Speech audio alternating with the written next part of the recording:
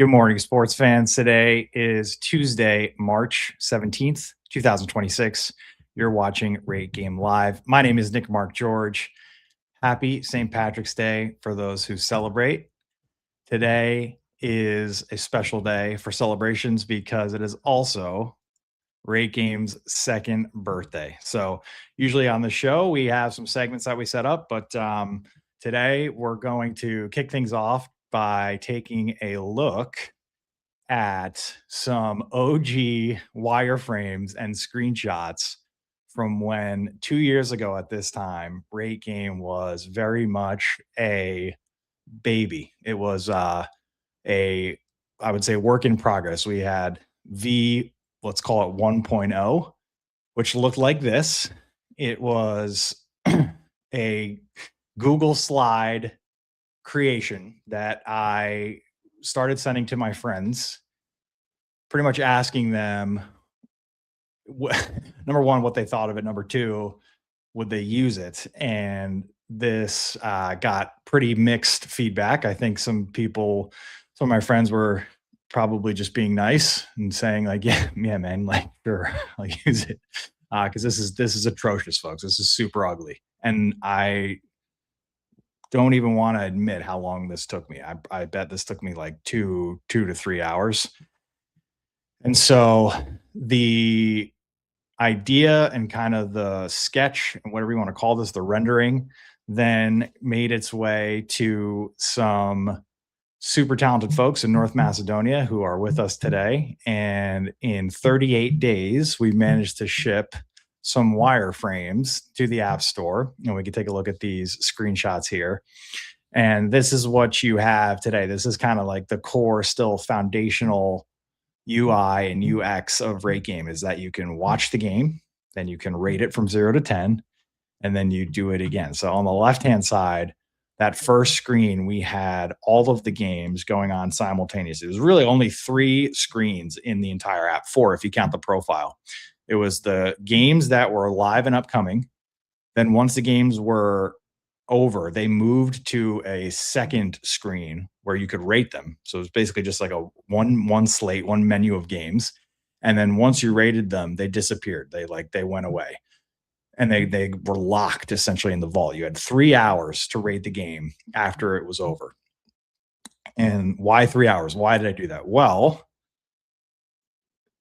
being super naive and being very protective of the people that were watching the game, myself included, I didn't want the people who watched highlights or who were not part of the viewing experience, who didn't put in the time. That was what it was all about. I was all very protective of the people who took the time to watch the games. I thought that their opinions and their reviews and ratings mattered more than somebody who might have been at work or might have watched the highlights the next day.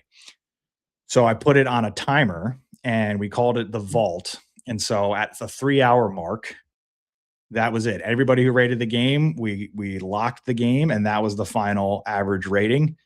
Everybody else had to come and kind of see what they missed. And so obviously I got a lot of feedback from the users saying, most importantly, hey, I watched this game, but I forgot to rate it, and now I can't rate it.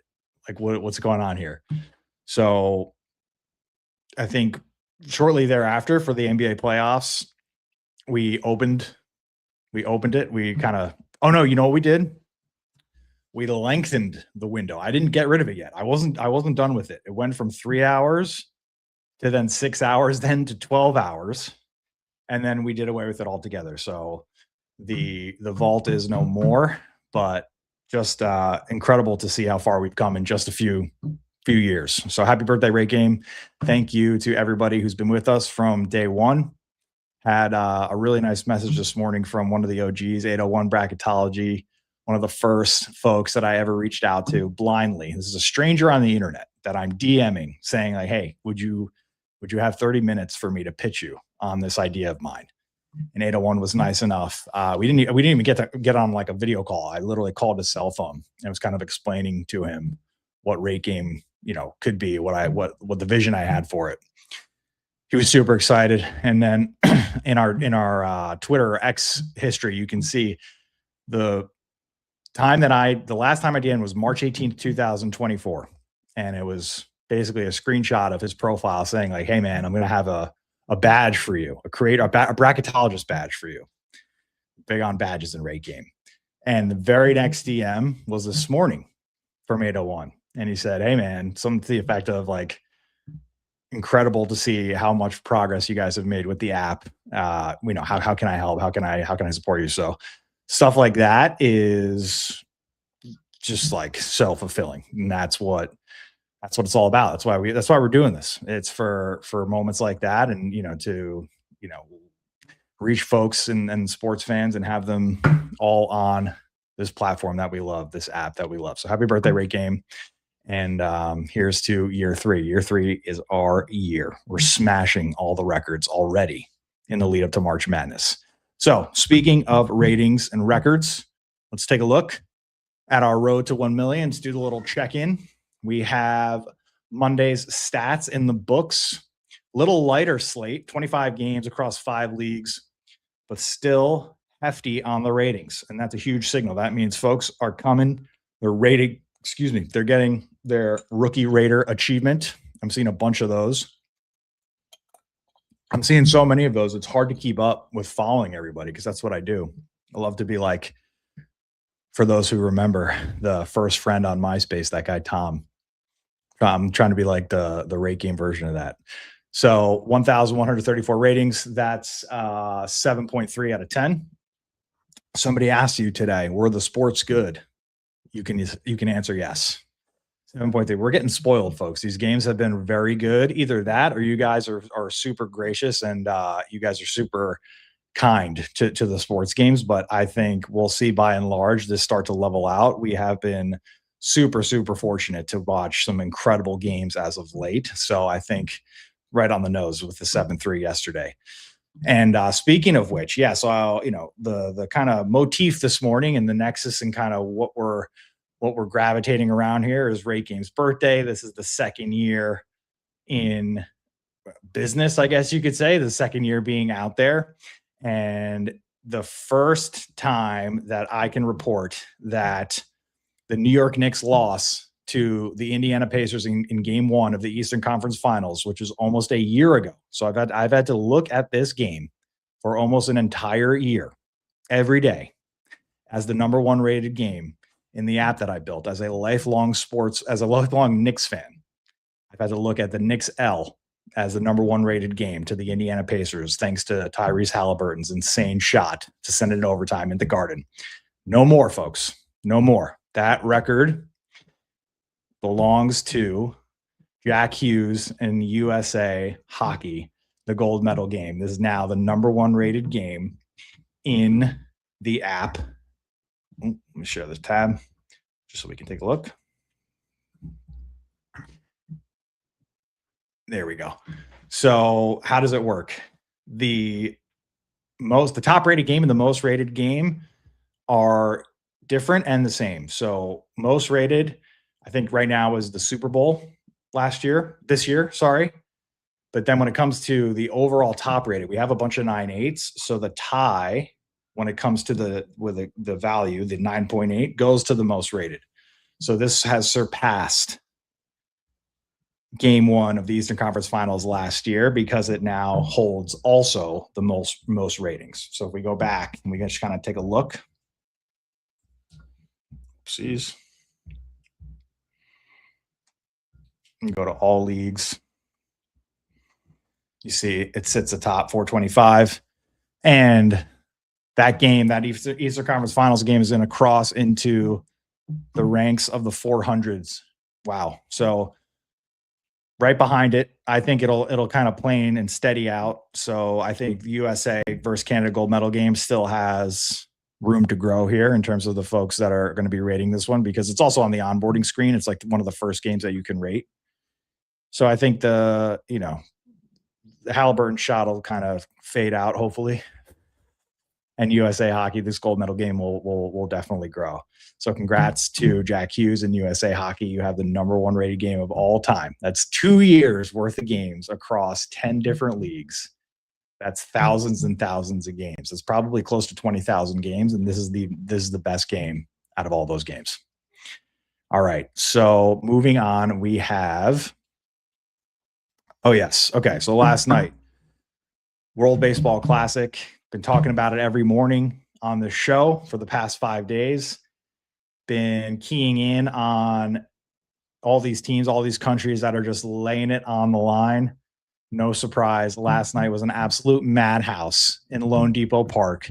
You had Venezuela and Italy just going at it. And I'll say, up until the 7th inning, it seemed like it was Italy's to lose. But I will say, Lorenzen just kind of ran out of gas, and Venezuela, Lone Depot Park.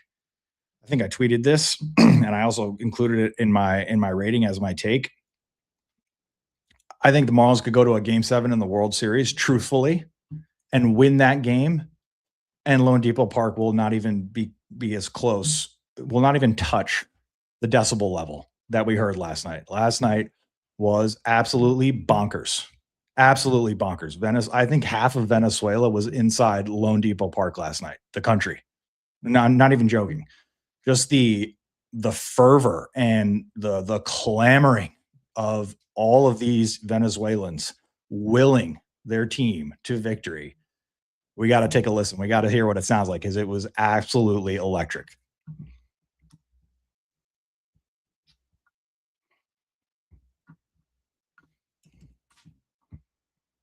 Michael Garcia lines the ball, left field, a base hit. Jackson Churiel comes home. Throw to third, timing play, everybody's safe. Venezuela's taken the lead. They come back again. Oh, Michael Garcia. Like, how do you not get emotional about that? That's like unbelievable. So that is who we're playing tonight in the final. These guys, and we're playing in Lone Depot Park, which might as well be an away game for Team USA. Think about that. We're playing in our own country as the host nation. And there's going to be more people rooting for the other country in a game being played in our country. If that's not America, I don't know what is. That's a beautiful thing. So why has this been so good? Why is the World Baseball Classic kind of been like the everything that's right with sports? Well, I think for starters, when you put sports in the international conversation, there's just something that happens when you're playing for your nation as an athlete, and then as the fan rooting for the nation as opposed to the team, right? The team, and when it comes to sports, is a little bit secular, right? It's almost like geographic. So it's very unique to like the country that, and then the city that the team represents. As you go up the hierarchy, the most important thing and the biggest thing that you could root for is the place that you're born, the place that you come from, the place that you call home. And so I think that's why we see the passion. That's why we see guys just like finding another gear. It's because there's no greater honor than winning for the place in which you came. And that's why we see it in hockey. We see it in the Olympics. People get on the podium and they're sobbing. They're crying because they're just so happy that they were able to do it for their country, right? And I think looking at all these guys on the team, and I understand, and I see, somebody said on one of the videos that I made, keep in mind that USA baseball are professionals and they know how to like keep their cool. I get that. I also look over and I see this guys in Venezuela like having a literal party after they score a run, and I'm like, man, I wish USA. So maybe I'm just jealous. Maybe I'm just a little bit envious of that. So kudos to them. But where was I going with this? Oh yeah, so I think that's why this has just been so much fun, is because you can see it, you can touch it, you can feel the passion, you can feel the energy from these guys, and it's contagious. And I think this summer will just be this times 48 different countries playing in the World Cup this summer. We are absolutely spoiled as sports fans in the year 2026. There's no better time to be a sports fan than right now. And that is a perfect segue into the last little segment here of our morning show. The first four of March Madness starts tonight. You got to get your picks in, folks. So let me pull up this beautiful little graphic that we got here.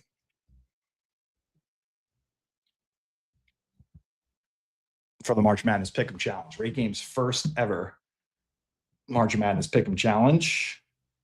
Browser has lost connection. Okay. This always happens. My mic's good. Yes. So this is the first time we're doing this, and it's an homage. It's kind of the way that I can pay my respects back to the college basketball community and the bracketologists and everybody who was there from day one on this second birthday of RateGame. It's the Pick'em Challenge, where as a community, and all you have to do is just download the app. It's free. We can compete against each other in a fun little mini game with absolutely zero stakes, right? Zero money involved, no gambling whatsoever, literally just pride. You're playing for pride here, which is what it's all about, and a custom badge. You just got to get your picks in, right? So I'll show you what that looks like. Built this little tracker for you. It's a custom tracker with your little face or your profile picture. You can see how many picks you got right. You can see where you are on the leaderboard. And this is how simple it is, folks. You just come in here and it's just a little click of a mouse. You like UMBC, you like Hofstra, you like NC State, you like Texas. Oh, Howard, sorry. Sorry, Howard. Apologies. Hofstra, Howard, both in the dance. So you'll forgive me for that. Classic mix-up. And if you wanted to go deeper, right, I think we showed this yesterday, but I'll just do it again. Click in here. We got their little RateGame performance. Current form is what we call it. You can see how they're doing on the entertainment scale, we'll say. You can see some recent takes. So it's all... What's that? Current form. Oh, yeah, I guess that's missing. Oh, no, here it is. Okay. So if you click on that little see all, it goes into some more analysis that you can do, which is the top rated, most rated, and you can click into each game. So what my producer was doing last night was actually very smart. She was going in and reading the takes, reading some of the inside information from the people that have been watching these teams, watching these games all season long, kind of picking up on some little nuggets, what to watch out for, who was, the best the player of the game thing. And she's seeing the points they scored. She's seeing who do they beat, who do they lose to. Watch out for her. Watch out for her. What's your name on RateGame? Molly? Molly Rates. Molly B. Married to the game. All right. So, yeah. That's my piece on that. 231 people for this first one. The only kicker, the only catch here, folks, is if you want every single advantage, right? If you want to have the maximum amount of points that you could potentially win, you got to pick every game. You can't miss one, because at 231, you better believe that a decent amount of those folks are going to not. We're going to send out a notification. We're going to send out an email. I made a TikTok. I went back in my bag, back into the Sports and 60 bag for a TikTok last night that will just be, distributing, pumping out into the social media. I can't do that here. Or can I? Can I show you how to turn on notifications? No, because this is the web. Yeah, just make sure you turn on noties, because we're going to send out noties to make sure that you don't miss your picks. Because after tonight, we run it back tomorrow for the first four. So it's going to be 8 total teams, 4 games in 2 days. And then Thursday is when the real fun begins. That's when we have 16 on Thursday, 16 on Friday, 8 and 8 heading into the weekend. So coming out on Sunday night, we'll have our Sweet 16. And yeah, hope to see you there. It's free. It's fun. It's for the fans. My name is Nick Mark George. It's a wonderful show for you today. And see you tomorrow.